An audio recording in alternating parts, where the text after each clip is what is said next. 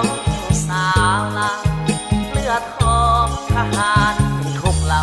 จึงต้องเข้ารักษาแดนดินอยู่จอมหูน้อยบ่ท้อถอยจากเสียงนาผูเลือดทหารต้องสู้เทิงไทยอยู่เขตน้ำแดนดิน